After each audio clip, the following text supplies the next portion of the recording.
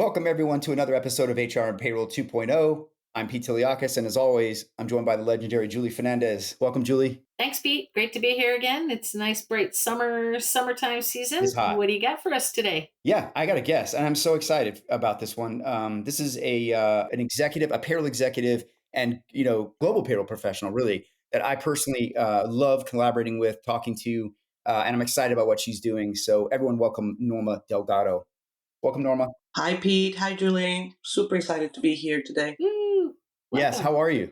Doing very well. Sunny Barcelona. Super hot, Oh, but beautiful.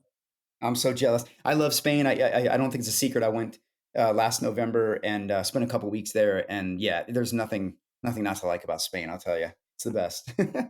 I hear you. And it's a TGIF. It's a Friday, and add that we're going to geek out on some payroll and other cool stuff today. And we got the trifecta of awesome stuff. Yeah, we got a few things we want to talk about today. First of which is getting to know Norma. Norma, I'm a big fan. I love talking to you. Every time I do, I get as excited as I could possibly be about payroll, which I'm already excited. I'm sure most people know. But how in the world? We ask every one of our guests, how in the world did you get into payroll? Why on earth do you stay? I got into payroll like everyone else, meaning not by choice. My first formal job was at Procter& and Gamble, and I used to be back in the day a software engineer, and they hired me to support their payroll software development for Latin America back in the day where that was like super novel, having one single software do several countries. So, and then I kind of like liked the whole complexity of it. And as I moved through the like different areas of human resources and Procter, I kind of always came back to payroll. And I was like, no, this is much more fun. My adrenaline is super high every time, and it kind of felt good in my insides. The thought process of making sure people were getting paid, and making sure that it was accurate and making sure that it was on time. The empathy that you have to feel to be able to sacrifice as much to continue to stay in this career is very high. And then that made me a better person, I believe. So that's why I stayed, because I don't think any other job would have allowed me to raise That's beautiful. that amount of empathy and understanding as payroll has for the others. Yeah, absolutely. You're like the most important person in so many people's lives because they really rely on a paycheck that they'll Oh never yeah, know. yeah. Totally, right? Yeah, that's such a great story, Norma. It's interesting because we ask this up to everyone, right? And it's not uncommon that people, come into some of the segments of HR and payroll because of the low barrier of entry, right? Like I'd say recruiting's a lot like that, payroll certainly. But interesting you brought up the word challenge because I think everybody sort of is attracted to that. A lot of the folks that stay in payroll are very attracted to that challenge, and it keeps them coming back, right? So very cool, man. I love it. So Norma, one of the things I wanted to talk to you about, I know you have a lot of opinions on this, is business continuity and data recovery, right? We just went through a major, still very public issue in the world, and that is, the situation with CrowdStrike, right? The outage. We had a lot of payroll anxiety on that Friday. I remember it. I could see it online. There were some folks, sweating it or maybe dodged some bullets when it comes to connectivity, but nasty impact, right? I was reading this morning, Julie, listen to this. Fortune 500 financial impact, right? Of just the companies in the Fortune 500, they're estimating a $5.4 billion impact to their cost of dealing with this. Huge. Yeah, crazy, but no surprise because it just completely shut down even, major transportation, just a lot of major things. If you were hit, you got hit hard. Yeah, 860 million in the airlines and over 3 billion between banking and healthcare. So, yeah, I think it shows how fragile our infrastructure could be. And I think it emphasizes, I was tweeting this a little bit. Now's the time when you ought to really have a wake up call here. And if COVID wasn't already that wake up call, and be looking at your operating model for its business continuity, and payroll by all means has to have that, right? But Norma, just would love to get your point of view here. And then Julie, I want to talk to you a little bit about kind of what we're seeing with Delta, and some of the back and forth finger pointing between them and CrowdStrike, right? It's become very glaring. So Norma, what do you think? What was going through your mind that Friday? I think there were two things that I thought about. Like the first one was, oh man, this is horrible. I feel so sorry for everyone that is at an airport or a train station or trying to close payroll today. And then the second thing was, right, why are people not listening? And the reason I'm saying that is because one of the things that as a customer of payroll providers, one of the questions that I always ask payroll providers is talk to me about your redundancy and your disaster recovery plans. And they start telling me the story, like we have this servers here and then the servers here and the kill switch and that and that. And I always ask them, what is your non-cloud, non-connected to the internet infrastructure? And they always tell me, oh, we don't need that. And I was like, the very first days of my career, I was like, okay, maybe we don't. Yeah, until you do. And then this thing happened in 2017, and that it taught me we really do. There were three learnings that I had from that situation back in 2017. One of my providers got hit by an attack in Ukraine, and they got impacted when they were connecting to the government system where they were downloaded information. And then it replicated through their whole network super fast. And they did the right thing. They went and shut everything down. But then by doing that, there were no payroll systems.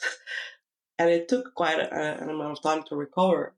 And so there was a number of lessons learned from that. Number one is we really need to have something that is not connected. Like the backups need to not be connected to the internet. It is a little bit more expensive, but it's a lot cheaper than going through this when the issues happen. Yep, yep. So I think that is very big consideration. The second consideration is it isn't okay anymore to say we will use the bank file from the previous cycle. That is just not acceptable anymore. Yeah. And it's just a bad experience for employees, and companies are just not allowing that to be your backup plan. You can't do that. You create a lot of overpayments, you create a lot of underpayments, you create problems on registration and the registration of employees. And I just think it was a fantastic thing for me to have gone through that because it allowed me to understand how important has become how important payroll has become for the employee experience and Oh yeah. employee engagement. Yeah. It's floating the economy, right? It's moving the economy, global economy. Yeah. Exactly. But it wasn't, like people wouldn't talk about it before, or at least not in the environment that I was. But it wasn't until that happened that I had vice presidents of business and of HR saying, you gotta get this fixed somehow, and you need to pay on time and you need to pay accurately because we can have a huge disengagement problem that we cannot afford. And so it was good from the sense of acknowledging the importance of payroll coming in from individuals outside of payroll that normally don't understand that. Yeah, it's very much a can't fail, right? Just like the Apollo missions, failure is not an option. It's never an option. So, Yeah. yeah, no, absolutely. And I think a lot of companies, I think a lot of organizations sometimes do underestimate this. And I know I very early in my career had a scare as well, and it was a very big eye opener. So I can't imagine today with all the complexity and some of the landscapes folks are dealing with, what they're what they could go through. So, Yeah. And then the third thing that I learned was you got to have a very good plan. And the plan cannot be your checklist. It has to be almost hour by hour. What am I going to do? And really understand yeah, this is what's going to happen at this second. This is how we're going to have a war room or whatever is the right way to say it nowadays. And this is how we're going to report data. These are the things that are critical. These are the things that are not as critical.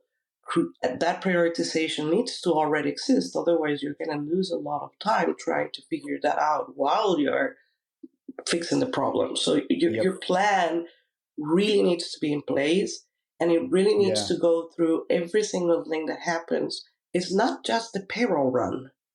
You have the garnishments, you have the registrations, you have to do Yep. registrations. Social security situations in Spain, for example, can go crazy if you miss doing that. And you have all the employee queries coming in. How do you articulate to the employees so that they understand what's happening? How do you communicate and preempt the information so that they don't float your call centers with question, rightfully so, but things that you can communicate proactively instead of having them find out Yeah. through other ways. So that was also a very important thing Yeah. on my side. It's very much a playbook, right? I mean, you really have to have a step-by-step plan for what to do, and I think there's a lot of folks that don't audit them either and keep them living sometimes. I've seen that and consult Julie, maybe you've seen it, right? You've come in and it's like, "Oh, yeah, we've got a plan," but it hadn't been tested in Yeah. quite a while, right? Yes. That's a Yeah. problem. That's a red flag for For sure. sure. And in fact, that looks different depending on, whether you're just using a provider's software or whether you're using a provider's managed services, and whether you have shared services. And so there really are a number of different flavors of that and different responsibilities that can be very complex when you start thinking beyond a single Yeah. market or a single payroll solution, right? So, Julie, I want to ask you a little bit about. So we were talking earlier a bit about the news and the cost of this, right? And one of the things that's really come up. I live locally here in Atlanta. Obviously, a big fan of Delta. Fly Delta a lot. I'm coming near my million miles very soon. But there's a lot of nastiness going on right now in the media between Delta, Microsoft, and CrowdStrike saying it's your fault. It's your fault. And it looks like the net here is that maybe Delta might not have had the most up to date infrastructure, right? And I think that can sometimes be part of it. But you're in a lot of these situations, maybe with clients that are using partners or going through transformation, or maybe not going through transformation. What are your thoughts on that, Julia? Around just kind of not to opine, one way or the other on who's right here, but kind of how folks might need to be thinking about this if they did have a scare and they are on the not transformed sort of list yet so far. Yeah, so it's another thing, and you mentioned it even at the opening of our conversation, like COVID, that tends to shake people and wake them up, their own vulnerabilities, really, and that plays a role in even the simplest things like the thresholds or the things that you need to say and do in order to make a business case for modernization. Many folks that I talk to are interested in and trying to move forward with their transformation agenda, and there might be business case thresholds that are treated more or less stringently if you've had compliance risk or failure, downtime, infrastructure failures, or other things, because the cost of business and the cost of being in those environments all of a sudden becomes, really, really clear and really, really quite large.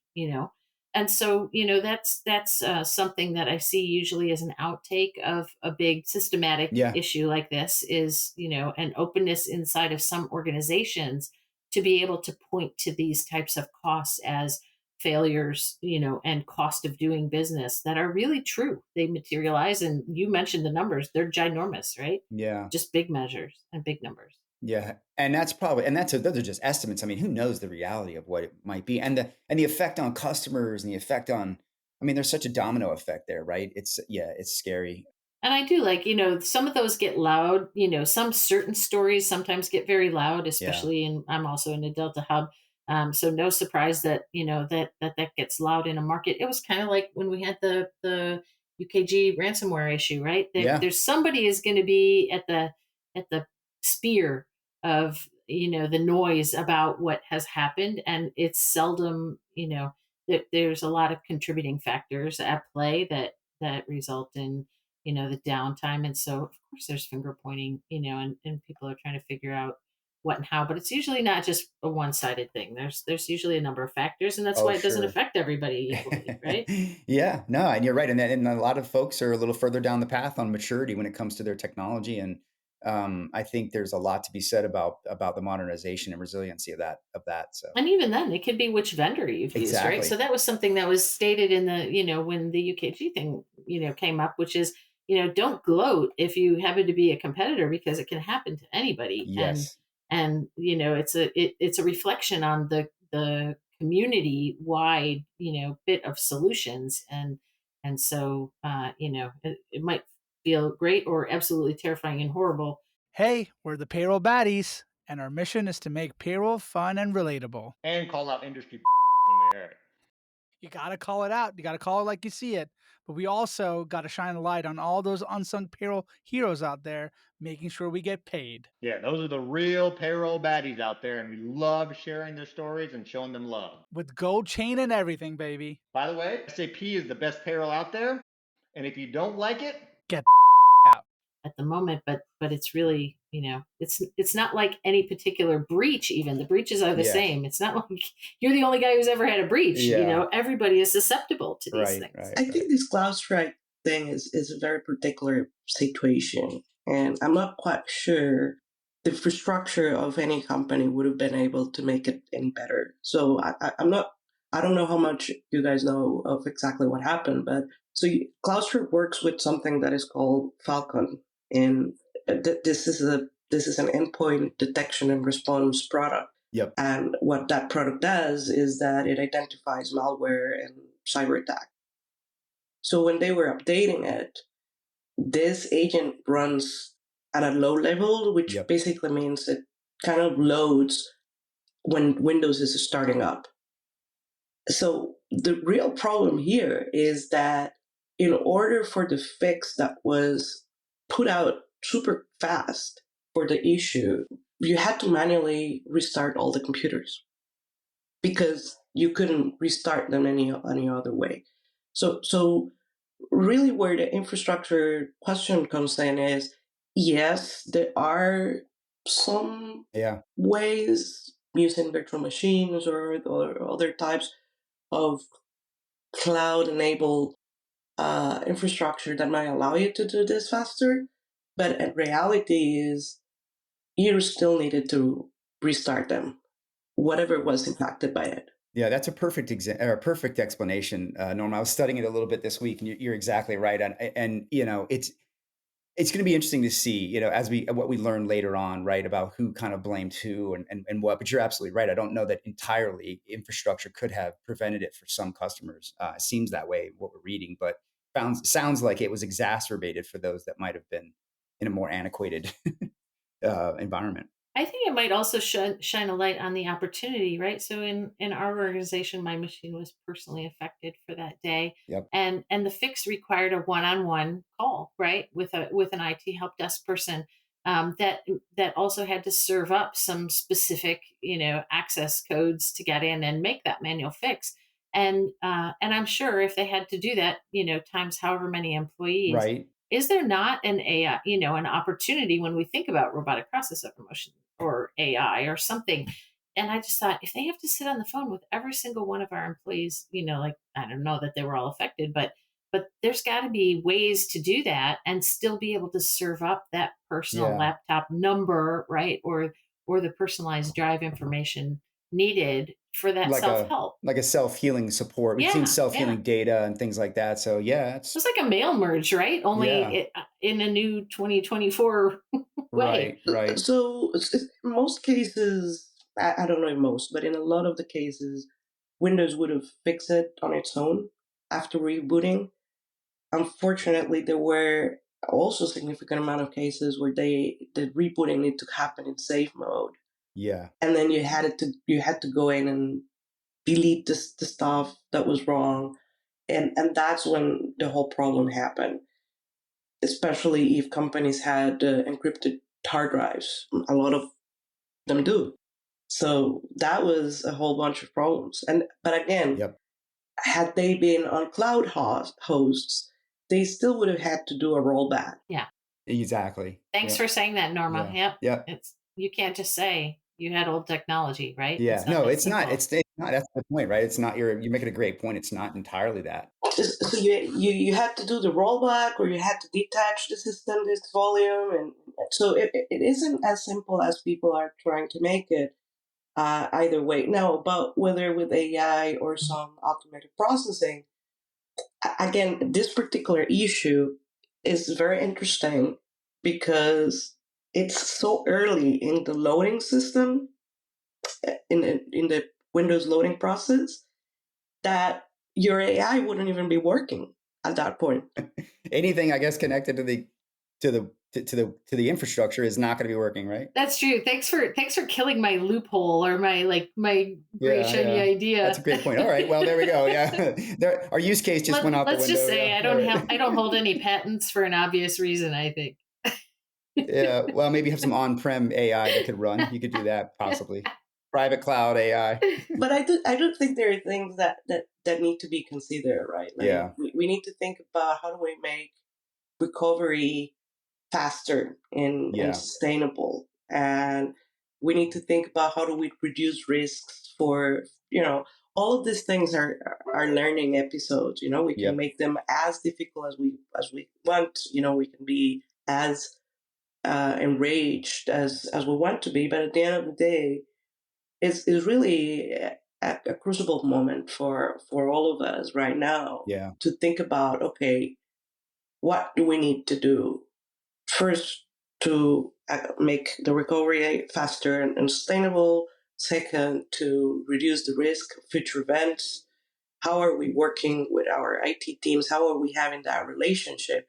And this is also very important because I think, and I've seen this a lot happening in LinkedIn lately, these conversations about how do I make my payroll system more secure, and talking about cyber attacks and things of the sort. And I'm thinking to myself, I don't think we're using the right words to describe what we're talking about. The payroll system doesn't exist on its own, it's within an infrastructure. And what needs to be protected is that infrastructure. And what we need to be doing is making sure that we have a fantastic relation with the people that take care of that infrastructure. And this is where the stakeholder management and the negotiation skills of the payroll leaders in X organization really come in handy to create the right environment for payroll or for the HR systems to be declared as critical processes within a company, because that makes a real difference in the time to recover, in how backups are done, and how accessible those backups are, Yeah. and how many resources are put into your recovery. Norma, I was just going to say, it strikes me that some of those things are spoken, overtly spoken, in different types of delivery models. So when you're sourcing that and turning that over to a provider, you have those types of conversations, and explicit. If you're doing some of those things yourself, it's not necessarily as explicit, and you're raising an incredible point about just the whole angle of relationship to infrastructure, and portions of the IT organization that are really Yeah. foundational to keeping your lights on, and are sometimes not given the same, sort of attention as HR or finance or shared services or operations, right? It's a great point. Do you think that falls kind of in a governance sort of role in some ways, Julie? Like having that relationship, as you point out, with your partner to make sure that you are having that continuity in lockstep? I do. I would say it really does come up, especially at Yeah. contracts and renewals, because it's an explicit part of those.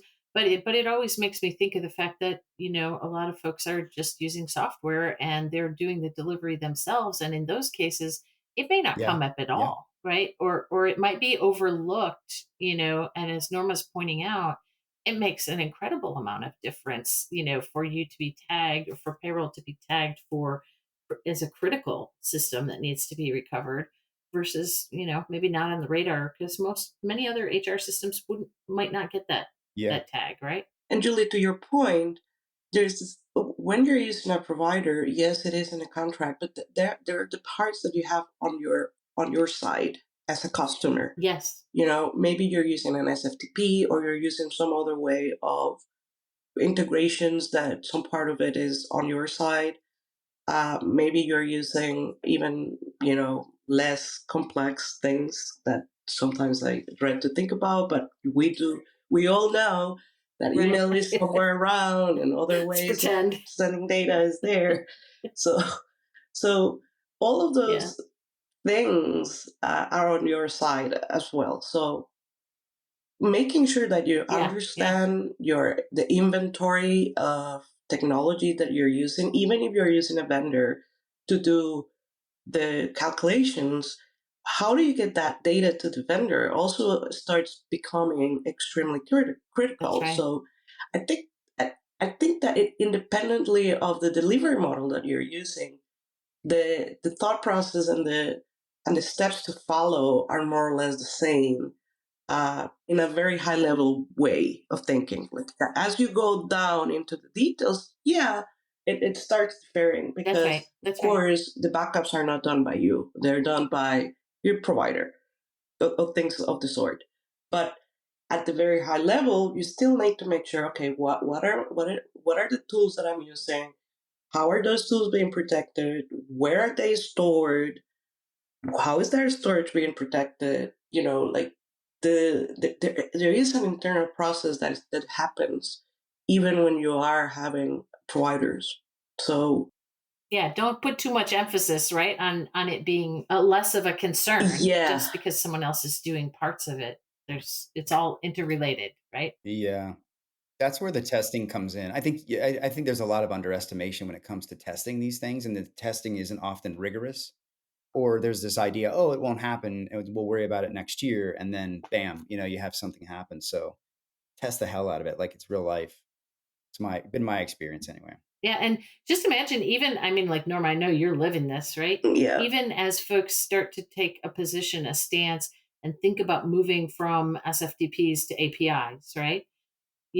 So then now we're talking even more into interconnectedness and without necessarily kind of that fallback place where things are put that you can grab reach and grab them from. I mean, it's all connected and it all impacts the ability to perform the core services. We could probably talk about this for another hour or so, or another half hour, I suppose. But yes, yeah, we're going to keep an eye on this one. I think we're going to see. I don't think the Delta thing's going to go away. There's going to probably be some more. There's already lawsuits and that sort of thing. But any closing comments on that, Norma? Because I do want to get back to your career. I'm excited to talk about what you're working on as well. yeah. Just one thing. I think it's as Yeah, important to understand the resilience of your infrastructure and your system. yeah, It is also important to understand the resilience of your process. exactly. Right, end to end testing. Yes, so it cannot just be a focus on technology, but then also, and I think COVID was a great test of that. But I think we need to take it into more extreme scenarios. Uh, I'm going to give you a couple of examples. I had a vendor that called me one day and said, "Oh, we cannot run your Swedish payroll because all of our employees left." Oh my, so, so these things happen in real life, and yeah. you need to be ready to. Okay, I don't have my vendor. Can I run that payroll on my own? Yeah. I've joked around about taking, I told Jim Cole this. I said, I want to take all of the crazy stories, and I have some of the craziest from Hollywood to you name it, payroll stories. And I'd love for him to illustrate it as some sort of a comic book, right? With just wacky stories and things that have happened. So maybe Norma, we can we can get a pool going of people with contributing stories, and we'll pick like the best 10 or something, and make an illustrated book out of it. Oh man, I have many of those. We need to do an episode of that. We should just sit around and tell wacky payroll stories. Yeah, I could blow your mind. I think with some. I'm sure there's some crazy ones out there, but yeah. So Norma, look, I want to get into your career and the Global Payroll Research and Development Institute, your new venture. I know you're very excited about it. I'm excited about it. We've talked briefly about it, but I would just love to know. Talk to us about. You talked about how you got into payroll. What has led you to the Global Payroll Research Development Institute, and what are you guys trying to do over there? So there's a couple of things there. Like the first thing that led me to this was actually seeing the amount of payroll people getting sick and burnout. And looking for Yeah. how do I get myself out of payroll, even though I love it, but I cannot continue with this. Because, especially if you work in payroll ops, your schedule is never set. Things happen every day. You try to have your to do list, and it never actually comes out as you plan. And so a lot of people, I started to pay attention and realize that the payroll teams are getting drained. Hey, this is Brent Skinner, host of Small Talk Window here at the Work Defined Podcasting Network. Have you ever wanted a short podcast to listen to during a coffee break of your workday? You've come to the right place. My guests dispense with the small talk as quickly as possible and settle into a meaningful conversation around the world of work. Hey, everybody. Got a quick question for you. Is your job easy, stress free, and full of rainbows and sunshine every single day? Yeah, I'd say that's a big fat no. Hi, I'm David Noe, host of Speakeasy HR, presented by Payroll Partners, and proud to be part of the Work Defined community. Take a step down into my Speakeasy live on LinkedIn and YouTube, where we tackle HR and business challenges through raw, uncut, unfiltered conversations. This is HR like you've never heard it before. Bold, real, and full of practical takeaways. Real guests, bold insights, authentic conversations that drive change. Catch every episode on demand through your favorite podcast platform or all the content at speakeasyhr.com. And they're getting drained for the most obnoxious reasons. Like this is not a X company or Y company doing something that is particularly wrong. I think is us as an industry, we don't have the right standards to say this is how payroll should receive data, this is how payroll is going to send data, and this is the data that we need to receive. So what ends up happening is that we receive whatever someone else decides that payroll needs, and then everything else that we actually do need, we get in a spreadsheet. And when you have a payroll of maybe up to 100 people, yeah, it's manageable. But when you start having payrolls of 50,000, 100,000, a million people, it isn't manageable anymore. It isn't realistic. And it doesn't matter how many humans you have around it, it becomes impossible. So you start creating patches, and Yeah. then you need to have teams to keep the patches up to date, right? You do an RPA thing, or you do a reconciliation, made a reconciliation, the very famous macros on Excel. But all of those things require a heavy amount of maintenance. And the problem with that also is they proliferate. Like, no one actually knows how many of those are out there.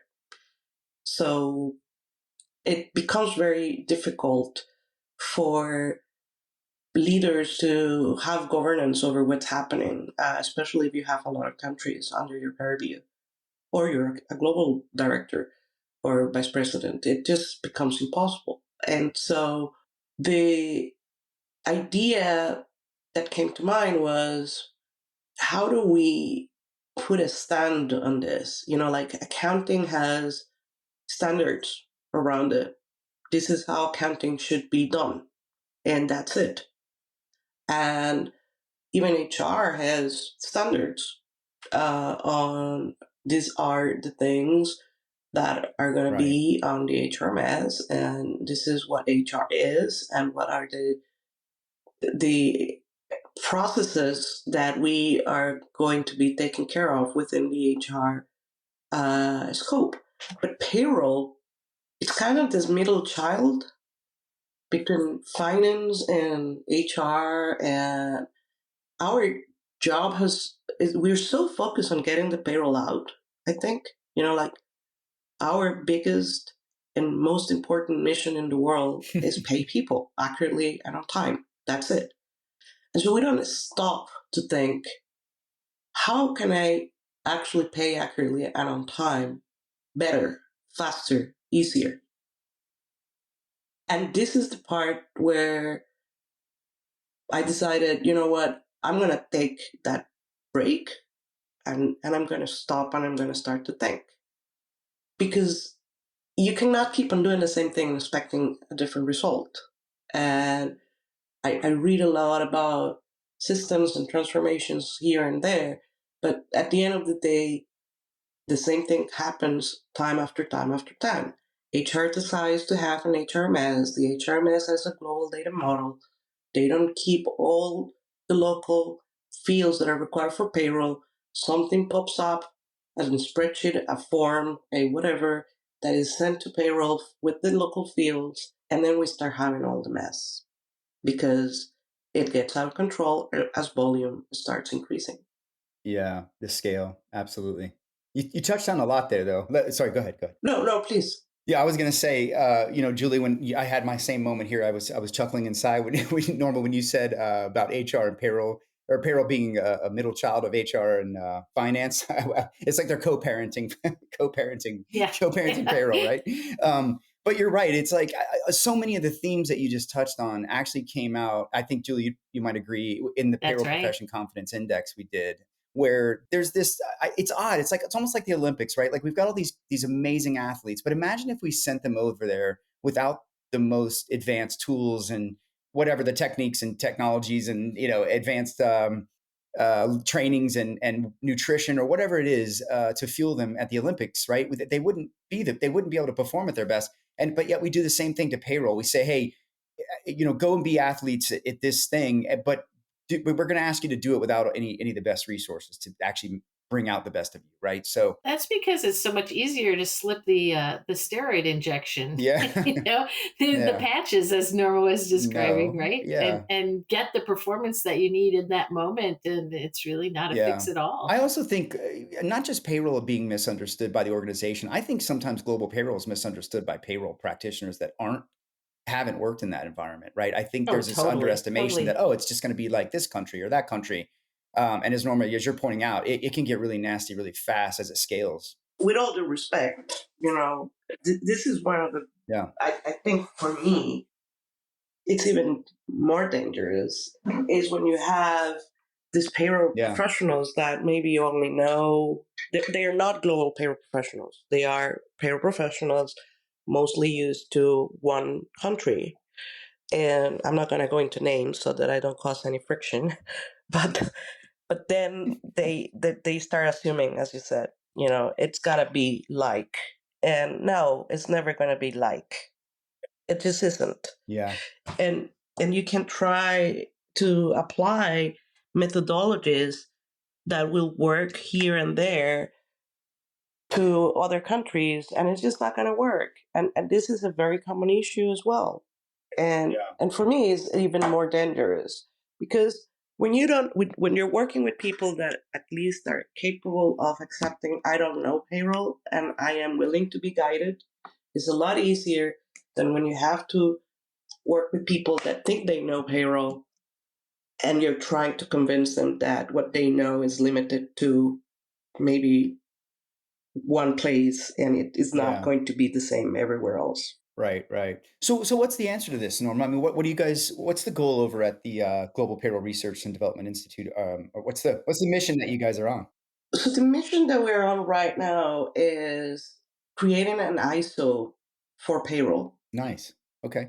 And so ISO is the International Organization for Standardization. Uh, it has a very famous standards that a lot of people would probably have heard of, ISO 9001 for quality management systems, or Right. ISO 271 for information security management. Those are super, super common. And the idea of this whole thing is precisely, as I was saying, getting to how can we conduct consistently across different departments, across different locations, across different countries, and working in a way that is faster and more efficient. So more effective and more efficient. Is it doesn't you don't need a payroll army to be able to do payroll. You need to have good processes. Uh, and this is where the problems are. And I think one of the biggest issues is that the payroll process does not start at the point that inputs are received, and it doesn't end at the point that the bank file is submitted.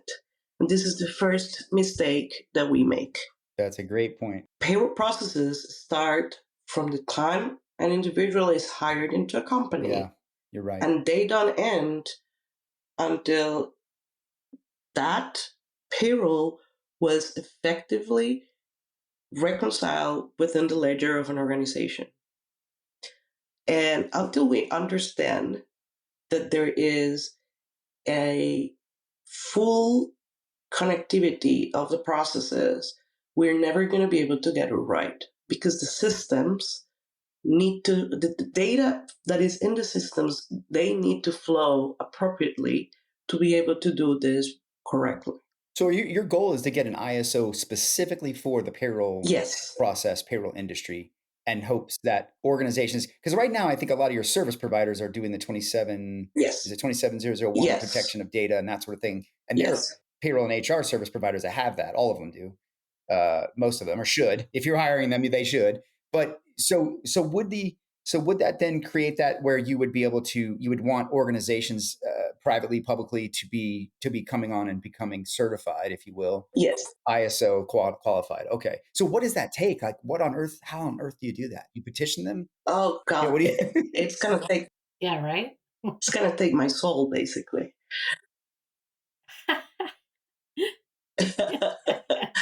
So ISO is as bureaucratic I as bet. any country you can imagine, and Yeah. they have to be, because it's the only way that they can ensure that whatever they're releasing has Right. high standard. So the first thing you need to do is get approval to do it. That's the first thing, and this is what we're working right now. And what I'm doing right is rating up people. Literally, is getting as many people as possible aware that we're doing this. Why is it good? Why do we need it? And why their contribution is important. And this goes all the way from the payroll practitioner to the payroll manager to the payroll director to human resources to accountants to vendors to it doesn't have it isn't about having a certain level in our organization. It isn't about whether it's in-house or vendor managed. It's about the industry. So we need to move away from but I'm a client, Right. but I'm a provider, and we need to think about this from the eyes of we're all payroll people, and what does that mean Right. from a payroll perspective? Right. Fortify the entire industry. So where are you on the path of this? Are you at the beginning stages? Are you guys in the middle? What's this like? What kind of mountain are you climbing here? So we are thankfully past the very early stage, which is getting the understanding of where it falls. Yeah. So we have already gone through the conversations with the global ISO committees, and ISO has uh, decided that this belongs within the HR standard. The HR standard has already accepted that payroll would fall into theirs, so it becomes a work item, and it has its own committee and its own life. But when you look at it in the ISO structure, it will fall under the category of HR. So I see. Okay. then the second thing that has already happened is that the release of the draft to get the approval to create the work item is already out, and there are around 20 volunteers already reviewing it. And the ISO committee and myself, we have a meeting early in September, because in Europe, as you probably are aware, July and August are months where a lot of people take holidays. So in September, we have the meeting where we're going to discuss the submission, and they will either provide feedback or tell us that is perfect, and which I doubt, because they are known for having a very specific way of writing things and a very specific way of using vocabulary. So I'm expecting that there will be a lot of feedback on that submission. And then once that gets approved, then it starts the hardest part. And this is where Pete and Julie, people like yourselves, Yeah. are very important for this effort. The ISO requirement to get any standard approved indicates that the majority of the industry and stakeholders need to agree that the standard in itself is a representation of what the industry wants to call the best in class process. Norma, like, what's the timeline for this? Like, do you see this happening in the next 3 years, 2 years, or is this a long runway? I imagine it's a marathon. So my timeline and the one that I've put out for the people that have already volunteered is between 2 and 3 years. Yeah, to get to where you will get the approval and have it launched. Yes, I'm hoping I'm not being too naive, Yeah, but yeah, that's right now. That's what we're aiming for. There are several phases that needs to happen, right? But I think the part that is harder is that global recognition and be able to do equality work that can be used for companies, yeah, that being any company that has a payroll team or a provider, and they can use it to benchmark their own processes and see whether they are meeting the quality standards that ISO yeah. require. I love it. I love it. I think. I mean, look, you've made. I mean, it's a huge impact for you to have made it this far, right? I mean, and at this point, you're getting a. You're getting a conversation. You're obviously getting a review of what you've put forward. So it looks like there's momentum, right? I mean, what do you think is the biggest obstacle though to getting this done? Is that standard, getting that agreeable standard? Actually, it's one step before, Pete. I don't even know, and I don't know if anyone does, Yeah, how many payroll practitioners are in the world. that's a great point. I wish I knew. I wish I knew. So this is the first obstacle that I'm Yeah, trying to see how I can remove it. Because if we don't understand what yeah, is the universe that we are moving ourselves in, Hey, it's Libby DeLucian.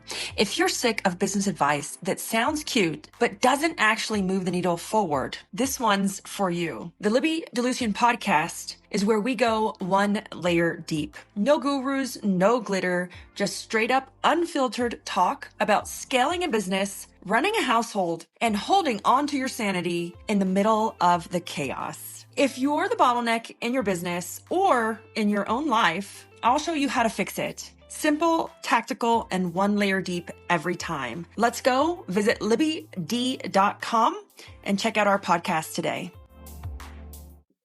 I don't have a way to demonstrate to right. ISO the majority of the people agree. Yeah, it's a great point. How can we help you? How can the audience? How can we help? Is it getting awareness? Is it doing anything? What can we do? Well, right now, the biggest thing that people can do is just go into our LinkedIn page Yeah, and subscribe to it. There is absolutely no charge. All we want is to be able to have a count. We don't ask for any yeah, information. We don't need to know any information at this point. Right now, all we want to have is a count of how many people are out there. So you yeah, guys can help by creating awareness, by every time that you get invited to talk here or there, don't forget to talk about this and ask people to go visit our LinkedIn page yeah. and put in, like just subscribe to the page and that's it. Yeah, I'll make sure we share that for sure. It's actually /GPG Institute on LinkedIn, but I'll have the links in the bios here. Make sure everybody gets a hold of that. So do you feel like Caesar of Augustus? I think we're calling for a census, right, across the lands. Like, can all payroll practitioners Yeah. kindly, make declare yourselves and make yourselves known? It's Oh, it's a cool thought. we tried to get them in the survey. It was tough. I It was know, I tough, but know. It's what scares me, Norma, is we're losing. One of the key findings in my work was we sampled 740 or so people, practitioners, leaders, whatever, across 28 countries, 5 continents, and we found 50% had anywhere from 11 to 20 years experience, which meant the next band down was like 40% had the next like 10 to whatever it was. Yes. There's a lot of people leaving this industry soon. And to your point, people are burning out and they are tired of being of the less than nonsense. And they are tired of being, sort of athletes in a less than, accommodating arena for them to perform. And it scares me. That scares me a lot. I think that's one of our biggest risks to this industry. Pete, you're absolutely Yeah. right. And so that's actually the other arm of the work that we're doing is trying to come up with the right way to train payroll people. And that will be part of the ISO as well. What makes a payroll practitioner a payroll practitioner? And this is not about, do you know how to do French payroll or Spain payroll? This is not country specific. These are, what are the Yeah. skills and the capabilities a person needs to have to be a practitioner and be successful at it? How do you connect the dots?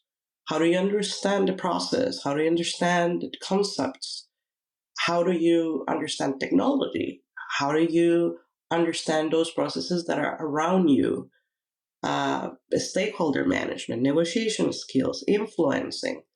There are so many skills that payroll people need, and we do a great job at providing education per country, but I don't think we do a very good job Yeah. yet in providing education and setting a bar to say this is a payroll practitioner. What is that bar? And so the way that I look at Yeah. it is we need to have something that kind of is like the law bar, like in the US, or the medical bar, where you actually confirm and you're tested. Agreed. Yeah. Yeah. CPA type thing. Yeah. Well, we have the CPP in the US, but I don't know how deep that goes beyond payroll itself, to touch some of the other areas that maybe need to be involved in that, right? Doesn't beat, unfortunately. And I don't think it's out of lack of Yeah. wanting to. I think it's also all of these organizations like ours, we're all nonprofit organizations. It requires a lot of money to do the work that we're all aiming to do. Yep. And so I think working with the payroll org, working with the Global Payroll Association, and linking with all the payroll associations that exist in the world is a very important step for us, because our mission is to bring payroll together, is not to pull it apart. Yeah. Yeah. I noticed you've done this as a nonprofit. Are you doing it as a B Corp? Do I do it as a what, sorry? As a B Corp, where they have I think it's like it's for nonprofits where you have like more of a social or environmental high performance sort of slant, Yeah, well, it's or how have you set it up? I guess maybe I'm just curious. Yeah.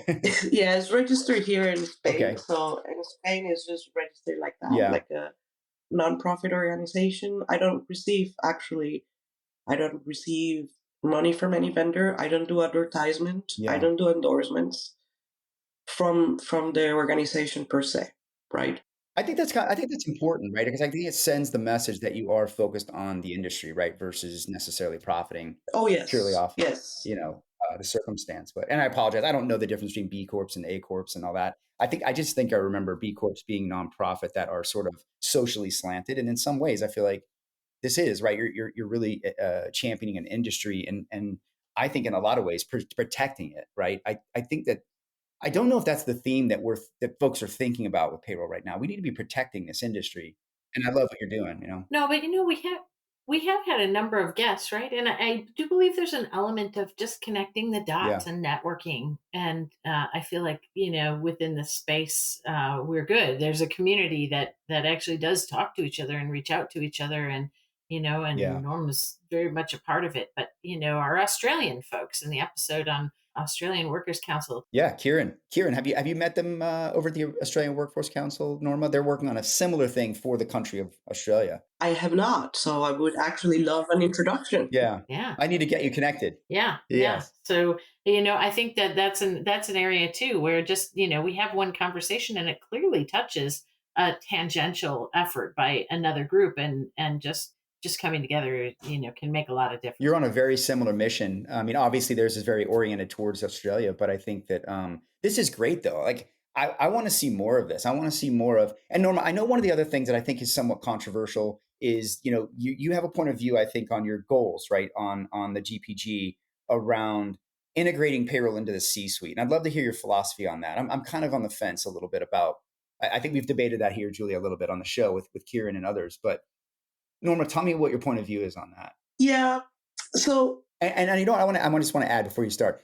I'd love to know your point of view on payroll in HR versus finance, and how those two play together in terms of this as well. yes, of course. Yeah. I don't think we can talk about the C-suite without having to talk about those two. Yes. Yes. So I think that there are a couple of things there. So first is the group or the organization where payroll reports has a lot to do with what the company is looking for.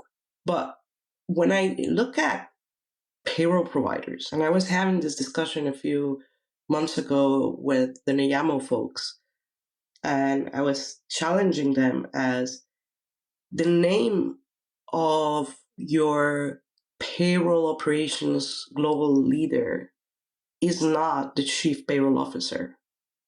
It's probably something like the vice president of payroll operations or the president of payroll operations, but is not a chief payroll officer. In companies where it actually would make sense to have a chief payroll officer, like payroll providers, because that's the bread and water of those companies.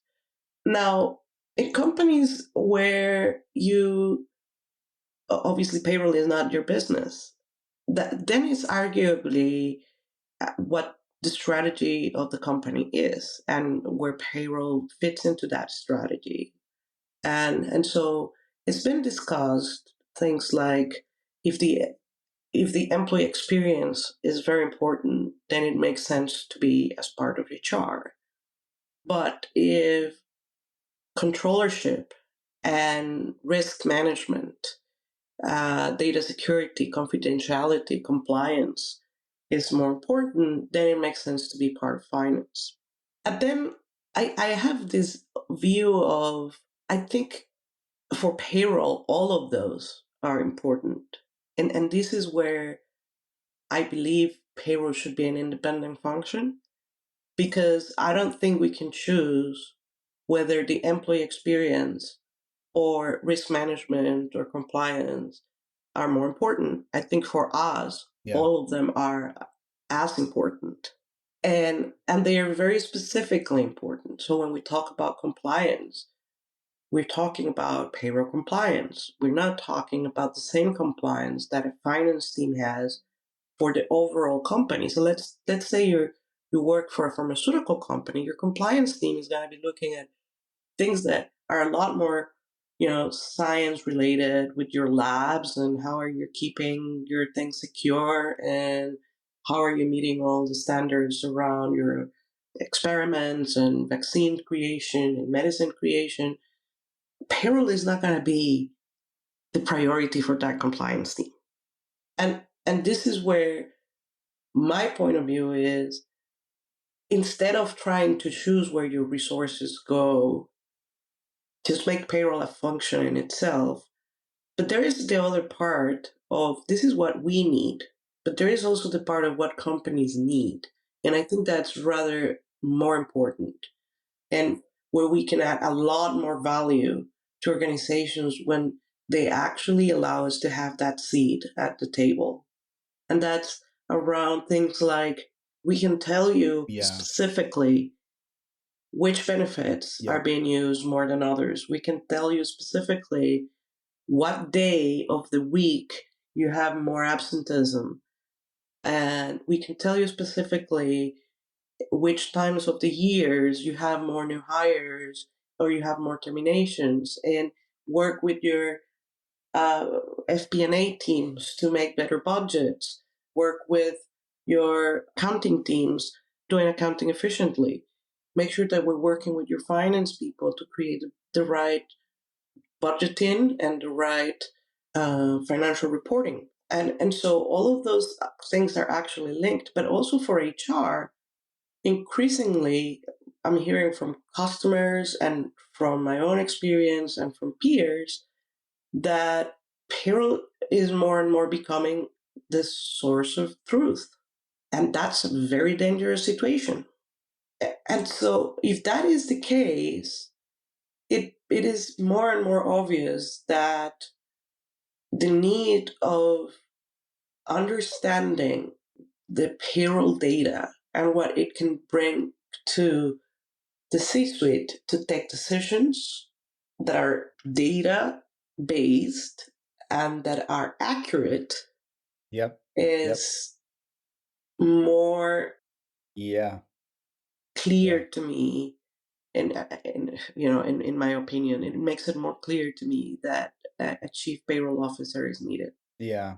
Yeah, I love the idea of the sort of having them separate from, from those as a standalone. I do like that. I don't know. I'm still on the fence about the C-suite, but I do think that if all we did for payroll was start a proactive dialogue and engagement that gave them the opportunity to be able to help the organization earlier in the processes or earlier in decision making, and could share their data and have conversations around that data at the highest levels possible in both HR and the executive team, I think there would be a significant impact they could make instantly with no investment just from that dialogue. We proved that with the payroll profession confidence index, I think. So imagine if you talk about steroids. What if you were to drop some technology in there? What if you were to drop some real investment and help? I mean, what could be, right? So yeah, I love it. And I think it's a huge step forward just having the goal of creating payroll as its own entity, if you will, that is serving the organization and sort of free of this. Well, that's HR. Well, that's finance. When they don't necessarily fit or aren't even understood by either of those organizations sometimes. So yeah, Yeah, and that has other consequences, Pete, as yeah, well. And for the payroll practitioners, ourselves, is how we get compensated. yeah. Well, it's a different skill level, right? So we got to compensate those skills accordingly. You're right. Yeah, but we don't Yeah, exist as a yeah, separate thing. We're part of. We're either a task within yes. finance or a task within HR, but True, we're not a true. role anywhere. We got to fix that. Yeah, Yeah, so that's a problem because there is not just family for payroll. There is no understanding of what everything that entails. I was looking at a payroll at a compensation survey a few months ago, and funny fact, I collected the skills from 30 different roles that make up a payroll role. yeah. No, I don't doubt it. I don't doubt it. There's a lot of things payroll does. I don't even know if people know. We should share that. I'd love to see it. So I also think that that's a problem because when your payroll practitioner is put at the same level as the accounts payable specialist or the accounts receivable specialist or the HR generalist, it's being put in a box of. Yeah, So if you're putting the HR generalist part, then you're missing all the finance part. If you're putting the accounts payable part, then you're missing all the other part, all the HR, all the human part. So a payroll job family needs to exist, and it needs to have all the different areas where payroll interacts and owns. And this is probably for me the main reason of wanting to have a, I think you said, a separate entity. It's out of, again, protecting the payroll people. yeah, yeah. No, we definitely do. We haven't done. This has never been done, right? We haven't invested. I feel like payroll has just not invested. Maybe it's not the word. We just sort of, as a standard, you're right, have sort of just lumped payroll as this sub thing, not valued it as its own, and really given it the tools and the prestige, I guess, the education and the certification and all the things that go with it to really represent what it actually is and how much it impacts. And I applaud what you're trying to do here. I think it's very lofty, but it's necessary, and I think you're going to be on the right side of history, Norma. I love what I love it. I love it. So what else? What's next for you guys, and how does everyone get involved? How does everyone connect? Right now, I think we're waiting for the September meeting, and then I will collect the feedback from all the volunteers that have already signed up. And I think the most important step is getting as we said, the census is really baptize it. I think that's a fantastic thing done so that we can have Yeah. a good idea of when we're talking about the industry, how many people Yeah. are we talking about? And then after that, really is going to be heads down into writing this. And that's going to be a Right. huge Right. discussion with all of these people. First thing, okay, what is the data that we need? And it has to be per country. Yeah. Second thing, what are all the compliance things that we need? What are what are data security standards that we need? How do we anonymize data, tokenize data? There's bigger issues here that we have to discuss and establish. So getting that standard done is going to be lots of fun, I think, because let's just start discussing. Okay, how should the bank account be stored?